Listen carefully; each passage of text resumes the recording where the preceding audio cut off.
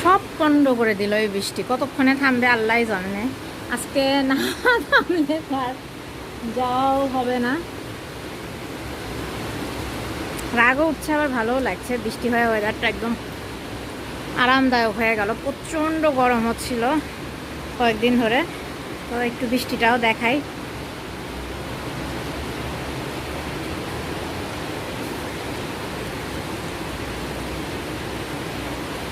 সব মনে হচ্ছে ধুলায় অন্ধকার।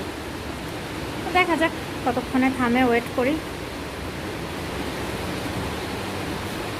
তো আমরা কেএলসিসির ভিতরে এখন, তো নিচটা খুব সুন্দর করে সাজানো, আমি একটু দেখাই।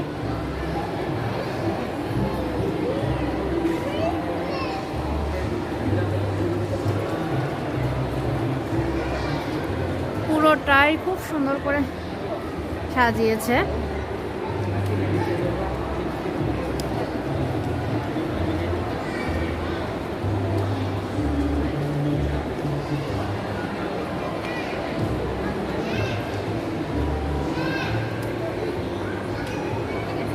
সব পাশ, শুধু এক পাশ না, এই পাশটাও। আমি সুস্থ থাকলে পুরোটা ঘুরিয়ে ঘুরিয়ে দেখানোর ইচ্ছা ছিল, বাট এই মুহূর্তে আমার পক্ষে সেটা একেবারেই সম্ভব না। যতটুকু পারছি এটাই আলহামদুলিল্লাহ।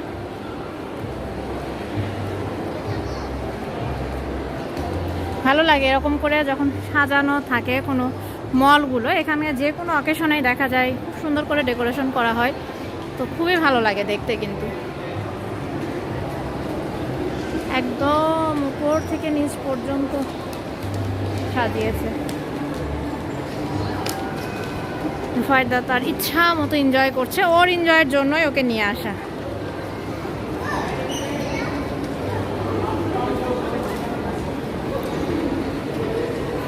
তো ঠিক আছে, আমরা নিচে নেমেছি। তো রুফায়দা ছবি তুলছিল এখানে।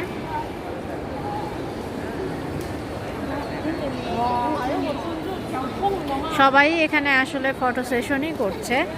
খেলো তুমি ওর ভিতর, খেলো মাম্মা, এখানে একটু বসি, তুমি খেলো। তাই তো খুব সুন্দর করে সাজানো। তো আমি এখানে একটু বসবো, ফায়দা খেলুক।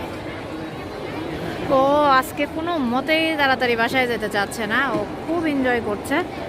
তো এই জন্য ওকে বিরক্তও করছি না, থাকুক ওর মতো করে। কারণ দেখা যাবে যে বাংলাদেশে যে বেশ কিছুদিন ওকে ঘরেই রাখতে হবে, বের করার কোনো মানে ওয়েও নাই, ইচ্ছাও নাই। মাস্কটা অন করে বাবা, মাস্কটা অন করে। হঠাৎ করে একটা আবহাওয়া চেঞ্জ হবে, এই কারণে আজকে এভাবে ছেড়ে দিয়ে রাখছে, ও ইচ্ছা মতো খেলে নিক।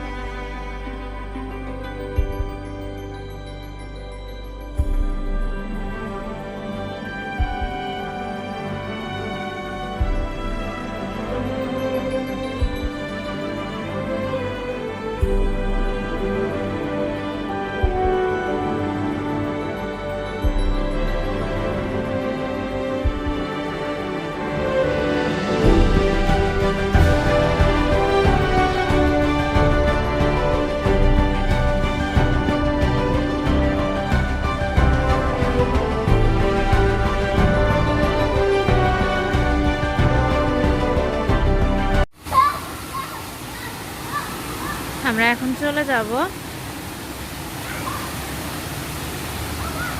তো এটা হচ্ছে আমার বাসা থেকে কিন্তু দেখা যায় পাবলিক ব্যাংক, দেখে মনে হয় আগুনের গোলা দূর থেকে।